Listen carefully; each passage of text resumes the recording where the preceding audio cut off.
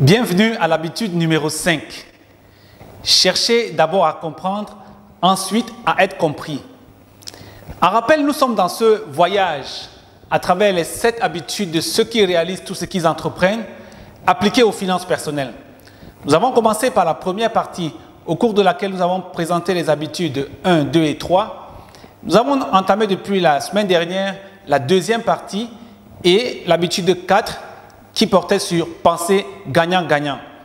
Aujourd'hui, nous allons nous intéresser à la 5e habitude et qui nous dit « Cherchez d'abord à comprendre, ensuite à être compris ».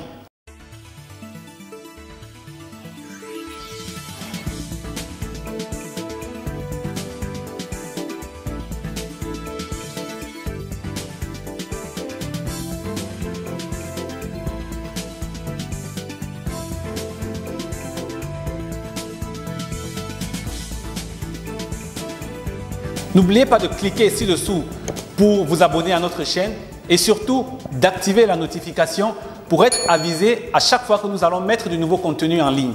Alors, pourquoi ce sujet est important? Vous savez, aujourd'hui, tout ce que nous produisons, que ce soit en famille, que ce soit au travail, que ce soit dans notre entreprise, nous avons forcément une interaction avec d'autres personnes. Et la plupart du temps, les problèmes de communication minent en fait les résultats que nous avons et créent de nombreuses frustrations. En réalité, quand vous essayez d'échanger avec une personne en lui posant des problèmes ou une solution ou une frustration réelle que vous avez, tout de suite, la personne commence à vous donner des conseils. Alors, on se rend bien compte que ces conseils-là, quand on les donne sans savoir exactement dans quelle situation, sans se mettre dans les chaussures de la personne qui est en face, ça ne peut que créer davantage de frustration. C'est un peu comme si vous avez mal aux yeux et vous vous rendez chez un ophtalmologue et dès que vous arrivez, il dit « Bienvenue, cher patient ». Et tout de suite, il enlève ses verres, il vous dit « Ça fait 20 ans que j'ai ces lunettes avec moi, ils m'ont rendu de nombreux services. Alors je vous les offre, quand vous avez mal aux yeux, appliquez-les et votre problème sera résolu. » Vous allez être un peu réticent, vous allez être même effrayé pour dire « Mais comment est-ce que la solution peut passer partout ?» Il n'a même pas pris le temps de savoir de quoi je souffre réellement, même si je dis que j'ai mal aux yeux, et il me donne ses lunettes. C'est ce que nous faisons au quotidien, en général. On est tous pris dans cela. Quand quelqu'un nous parle de ses difficultés, tout de suite, on a envie de lui donner des conseils. Et c'est cela qui fait souvent en sorte que la communication ne va pas être fluide et peut créer des tensions et nous empêcher d'arriver au résultat que nous voulions avec nos responsables, avec nos partenaires, avec notre épouse, avec nos enfants. Alors, si vous êtes vraiment déterminé à chercher à comprendre, ensuite à être compris, il y a un certain nombre de principes qu'il va falloir suivre pour y arriver avec efficacité. Donc, on commence par parler de caractère et communication. En réalité, la personne que vous avez, votre vis-à-vis en face, il doit avoir une communication qui s'établisse. Et dans la vie courante, on nous a appris à écrire, on nous a appris à lire, on nous a appris à parler, mais on nous a très peu appris à écouter.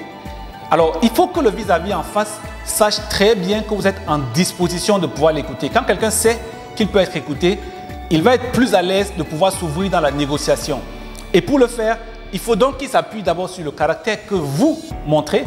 Il faut qu'il sache que vous êtes une personne de confiance parce que vous êtes une personne qui dit ce qu'elle fait. Les mots peuvent traduire une réalité différente de qui vous êtes vraiment. Quand vous êtes une personne suffisamment intègre, cette intégrité-là se transmet dans votre disposition à créer la confiance pour que le vis-à-vis puisse être totalement déterminé à vous écouter. Et il sait que vous allez faire preuve de sincérité pendant cet échange-là et que vous allez faire preuve également de tolérance. Donc, il est vraiment important de savoir que votre caractère, votre intégrité, votre disposition à pouvoir sincèrement échanger influe sur le climat de confiance qui va se créer avant même que vous ayez pu engager une quelconque négociation. Le deuxième point pour chercher à comprendre l'autre, c'est une écoute avec empathie. En réalité, écouter avec empathie, c'est écouter sans se préparer à répondre. Vous n'êtes pas en train de lui proposer immédiatement ces solutions sans l'avoir compris. Parce qu'en réalité, pour bien comprendre une personne, il faut commencer par l'écouter. Alors, écouter n'est pas une chose facile. Traditionnellement, on a 4 niveaux d'écoute. Donc, 4 niveaux d'écoute. Quand vous observez le dialogue entre deux personnes, que ce soit dans une table de négociation, dans un contrat d'affaires, que ce soit entre un supérieur hiérarchique et un membre de son équipe, il y a 4 niveaux d'écoute qu'on observe souvent. Premièrement, vous avez l'impression qu'il y a une personne qui est en train de parler et l'autre n'écoute pas du tout. Vous voyez, il y a une absence totale d'écoute. Deuxièmement, vous voyez une personne qui est en train de parler et l'autre fait semblant de l'écouter. Parfois, c'est à cause des distractions qu'on a aujourd'hui. Parfois, il est sur son téléphone, il parle, après, il essaye d'acquiescer pour donner l'impression à l'autre qu'il est en fait en train de l'écouter. Mais vous savez très bien que si on est dans une discussion sérieuse, que si on est dans un travail sérieux, ça va envoyer un très mauvais message de l'autre côté. La troisième chose qui se passe habituellement, c'est qu'il y a des gens qui font une écoute sélective. Vous êtes en train de parler, vous discutez d'un sujet important, vous parlez, vous exposez, vous êtes passionné et vous vous rendez compte que la personne en fait prend juste des bouts de segments. Et quand vous questionnez un peu, vous demandez, vous avez bien compris, il vous demande parfois de répéter des segments entiers qu'il n'a pas du tout compris. Et ça, c'est un problème. En quatrième position, il y a des personnes qui vous écoutent, qui vous regardent même, mais en fait, ils s'attachent uniquement aux mots. Il écoute tous les mots que vous prononcez, mais il s'arrête exclusivement aux mots. Alors qu'en réalité, la communication ne devrait pas s'arrêter seulement à ce niveau. Ça, c'est ce qu'on observe de manière classique. On voit des personnes, d'un côté, qui ignorent complètement, d'autres qui font semblant d'écouter en essayant d'acquiescer, d'autres qui font une écoute sélective, et une quatrième catégorie qui s'arrête simplement aux mots. Alors, qu'est-ce qui manque là-dedans? C'est ce qu'on va voir dans le cinquième niveau d'écoute, qui est l'écoute par empathie. Juste un rappel, 10% seulement de la communication est traduite par les mots. En fait, plus de 60% de la communication que nous faisons est liée à la gestuelle, aux émotions, à tout ce que nous traduisons par des signaux non verbaux. Alors, si quelqu'un s'arrête simplement, parce qu'il est allé même mieux, il a essayé de vous suivre attentivement et s'arrêter simplement aux mots, on ne peut pas dire qu'il essaye de vous comprendre véritablement. Vous n'aurez pas l'impression d'être compris. Alors qu'en fait, tout homme essaye, en fait, au-delà du besoin de sécurité physique, recherche aussi un besoin de sécurité psychologique. Et ce besoin de sécurité psychologique, il obtient quand, premièrement, il sait qu'il est compris, il sait qu'il est écouté et il sait qu'il est apprécié. Donc, les gens aiment bien avoir cet oxygène psychologique que vous leur donnez en montrant que non seulement vous allez au-delà des mots, vous les écoutez avec les mots, mais vous écoutez toute la gestuelle et vous allez au fond d'eux pour essayer de les comprendre véritablement. En réalité, quand votre interlocuteur a le sentiment d'avoir été compris, d'avoir été accepté, d'avoir été apprécié, il est beaucoup plus vulnérable, il est beaucoup plus sensible à continuer la négociation avec vous. Et en rappel, plus vous allez vous laisser être vulnérable, vous laisser influencer par cette connexion émotionnelle avec empathie à la personne avec qui vous échangez, plus également vous allez être capable de l'influencer. Donc, il faut se rendre vulnérable pour pouvoir davantage influencer. Alors, pour améliorer toujours la capacité à comprendre l'autre, nous allons parler du diagnostic et de la prescription. Je vous prends un exemple. Si vous arriviez dans un hôpital, on a pris l'exemple tout à l'heure de l'ophtalmologue, mais si vous arrivez dans un hôpital et que le médecin tout de suite vous dise « voilà votre prescription médicale », sans vous avoir examiné, sans avoir posé un quelconque diagnostic, est-ce que vous accepteriez une telle ordonnance et irez l'acheter et commencerez à prendre des produits? Malheureusement, c'est ce que nous observons dans les salles de conseil d'administration, dans les comités de direction, à la maison en couple ou avec les enfants. En fait, s'il n'y a pas un diagnostic préalable pour comprendre quels sont les problèmes, quelles sont les préoccupations, quelle est la situation dans laquelle mon vis-à-vis se trouve, il va être très difficile de pouvoir négocier quoi que ce soit avec cette personne-là. Que ce soit une PME qui est en train de négocier avec une grande entreprise, que ce soit un membre d'une équipe, un employé qui est en train de négocier avec son supérieur hiérarchique, si on n'essaye pas de comprendre en réalité quels sont les problèmes et préoccupations de ces personnes, on aura du mal à pouvoir offrir une quelconque solution. En pratique, qu'est-ce qui se passe? Pour le succès d'une entreprise ou pour le succès d'une personne, il faut avoir une capacité de vendre. Que ce soit vous-même, vendre vos idées, vendre des produits ou vendre des services. En réalité, qu'est-ce qu'on observe? Il y a des vendeurs qui sont formés et ça fait la différence entre un vendeur amateur et un vendeur professionnel. Un vendeur amateur est formé pour aller vendre un produit. Pour lui, vendre un produit veut dire faire sortir le produit de son portefeuille et le faire accepter par tous les moyens à quelqu'un qui est en face. Donc, il va essayer de vous dire, par exemple, je prends l'exemple d'un produit informatique.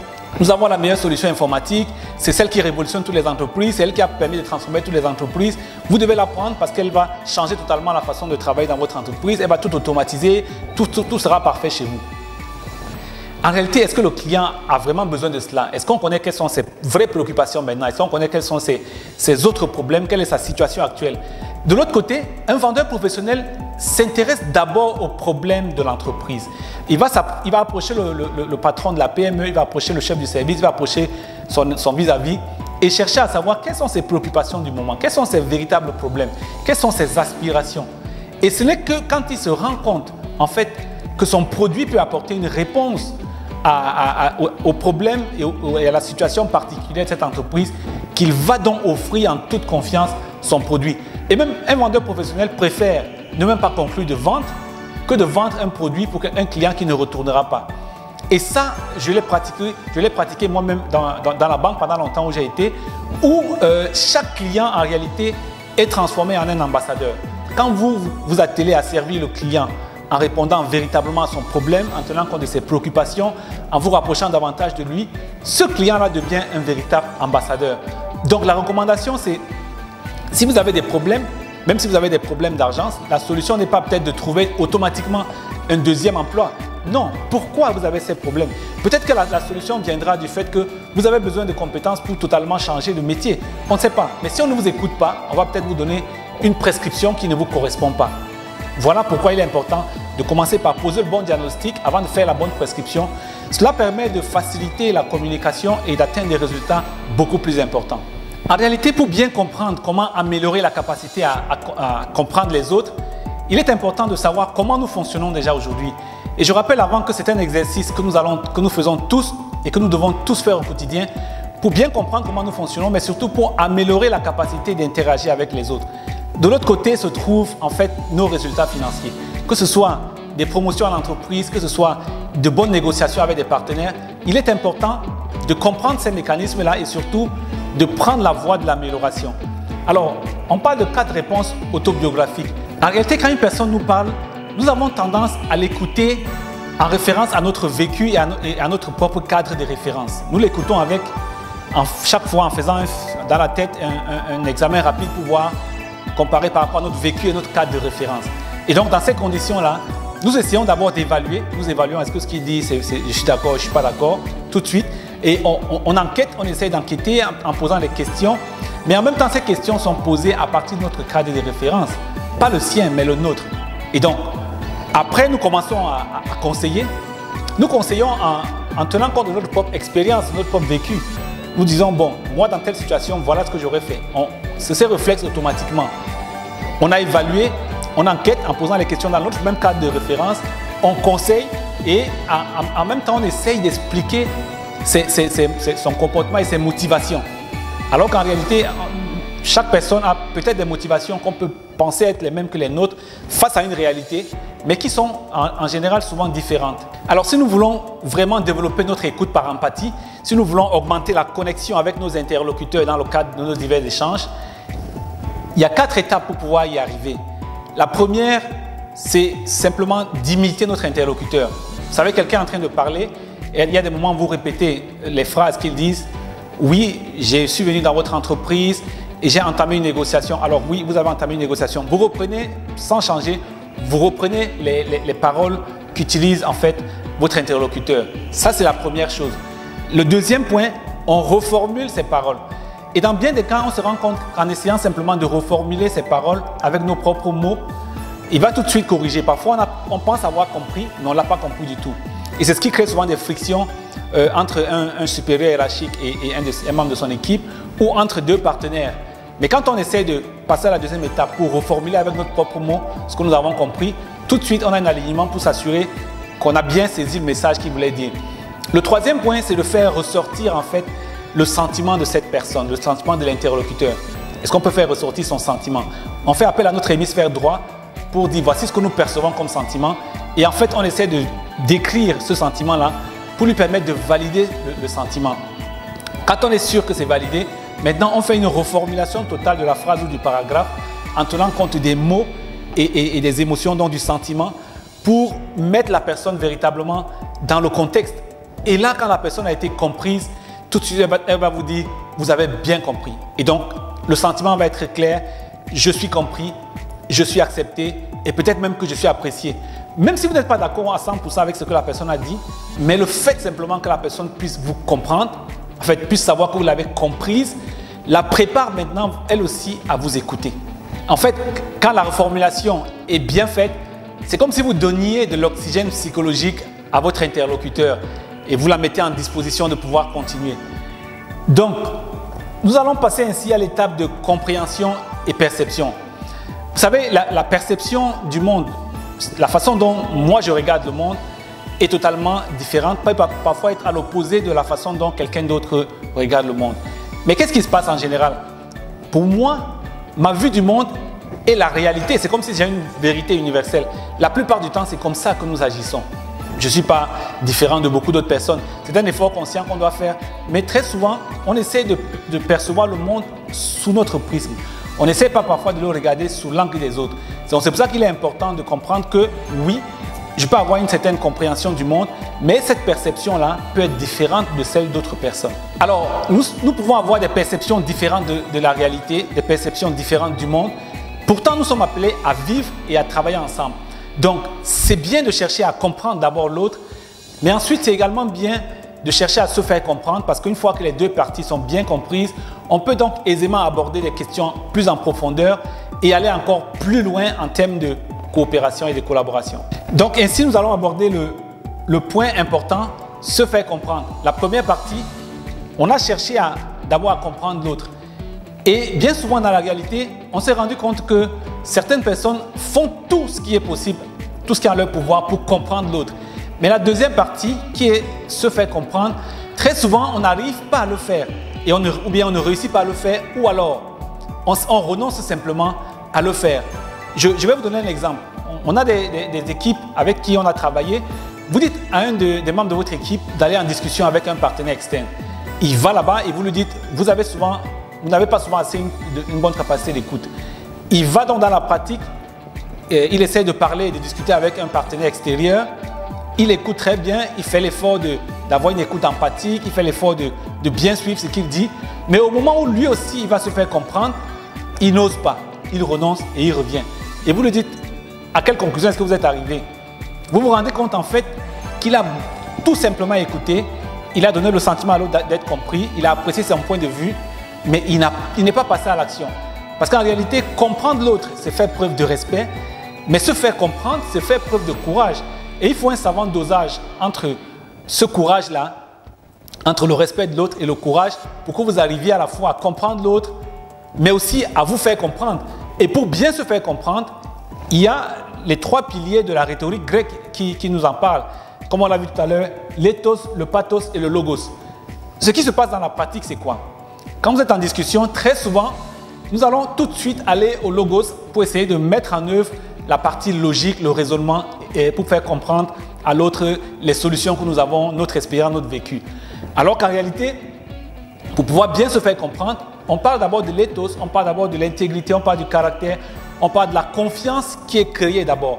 Et on ne peut pas en réalité traverser cela pour aller tout de suite aux arguments logiques. Il y a le côté confiance qu'il faut créer, quelle que soit la personne avec qui je vais en discussion. Mon épouse, mon enfant, un partenaire, si ce côté ethos-là, ce côté caractère qui va créer le socle de la confiance pour pouvoir discuter n'est pas en place, la suite ne sera pas facile. Maintenant, on va parler au pathos, pouvoir communiquer les émotions. Et c'est pour ça qu'aujourd'hui, vous vous rendez compte que l'intelligence émotionnelle a pris une proportion très grande. Et d'ailleurs, en entreprise, on dit que 85% du succès en entreprise au niveau des dirigeants est lié à leur intelligence émotionnelle ou alors à leur quotient émotionnel. Donc le côté pathos, cette capacité à communiquer ces émotions-là est véritablement important avant d'arriver au côté logos qui nous parle maintenant de la raison, des mots que nous utilisons, de la logique qui est derrière. Donc si nous voulons nous faire comprendre, le triptyque va bien être mis en œuvre. L'éthos, le pathos et le logos. Alors lorsque vous avez un membre de votre équipe qui va essayer de vendre un produit et qui ne réussit pas à le vendre, ou bien qui va rencontrer un partenaire qui n'arrive pas à le rencontrer, vous n'arrivez pas à développer vos affaires, vous n'arrivez pas vous-même peut-être à convaincre votre chef de pouvoir vous comprendre dans la façon de voir. En réalité, je pense qu'il y a une personne qui doit davantage se former. Et d'après vous, ce serait qui? Est-ce au client d'aller se former, se recycler, à pouvoir accepter une vente d'un vendeur non professionnel, ou est-ce au vendeur de pouvoir se former? Je pense que le choix est vite fait. Si nous avons en face de nous des personnes que nous ne contrôlons pas, est-ce qu'il va être beaucoup plus facile d'agir sur nous dans notre zone d'influence ou bien d'essayer de passer en force de l'autre côté? Je pense que rapidement, le bon vendeur va repartir travailler sa capacité à se connecter pour pouvoir revenir plus efficacement. Et revenir plus efficacement, en fait, c'est essayer de se mettre à la place de l'autre. c'est essayer de comprendre l'autre, de comprendre son mode de pensée, de voir les choses de son point de vue, de visualiser un peu les difficultés qu'il a et les solutions possibles et de reprendre en fait pour une façon de décrire son problème. Si vous arrivez à décrire le problème d'une personne mieux que cette personne-là même, vous avez déjà gagné la moitié du chemin. Et l'autre moitié du chemin maintenant sera de décrire la solution au problème mieux que cette personne. Vous arrivez à décrire mieux le problème d'une personne qu'elle et vous arrivez à décrire mieux qu'elle la solution à ce problème-là. Les deux ensemble, vous avez gagné votre communication, vous avez gagné votre négociation, vous avez gagné votre augmentation de salaire ou le contrat que vous êtes en train de négocier. En réalité, en cherchant d'abord à comprendre avant d'être compris, en essayant de l'appliquer avec succès, forcément nous arrivons à un niveau d'intégrité, un niveau de précision plus important. Parce que nous n'abordons pas les problèmes de la même façon. Nous essayons de rentrer davantage en profondeur et forcément on va énormément progresser dans notre capacité à convaincre, dans notre capacité à conclure. Donc pour collaborer, nous devons être conscients que nous avons tous des différences. Et en fait, nos différences, au lieu de constituer des obstacles sur le chemin du rapprochement avec les autres, devraient plutôt être envisagées comme des rochers sur lesquels nous nous appuyons pour aller encore à un niveau supérieur en termes de synergie. Alors, pour y arriver, le problème, c'est de ne pas se concentrer, ne pas perdre son énergie sur des facteurs que nous ne contrôlons pas, mais il faut davantage travailler sur les facteurs que nous contrôlons, davantage travailler à se mettre dans la position de l'autre pour lui donner en fait de l'oxygène psychologique dont il a besoin, lui donner la sensation réelle qu'il a été compris, qu'il est accepté et surtout qu'il est apprécié. Tout cela va contribuer à nous faire élargir notre zone d'influence et être encore plus efficace, donnera plus envie aux autres de travailler avec nous. En réalité, pour pouvoir influencer, il faut d'abord se laisser influencer. Quand vous vous laissez influencer par les autres, vous vous rendez compte que vous pouvez plus facilement influencer aussi ces personnes-là. Mettez ces conseils en pratique, ils vont vous être utiles, que ce soit dans la gestion de vos finances personnelles purement à la maison, dans les contrats que vous pouvez avoir ou dans les négociations avec des entreprises, dans les négociations également avec votre employeur. Mettez-les à contribution et j'aurai l'occasion de vous revoir la semaine prochaine pour l'habitude numéro 6, profitez de la synergie. Je profite pour vous dire que si vous aimez notre contenu, n'oubliez pas de cliquer juste à côté pour vous abonner et surtout d'activer la cloche de notification pour ne pas manquer nos prochaines publications. Partagez autour de vous et permettez à d'autres personnes de bénéficier de ce contenu. Merci et à très bientôt.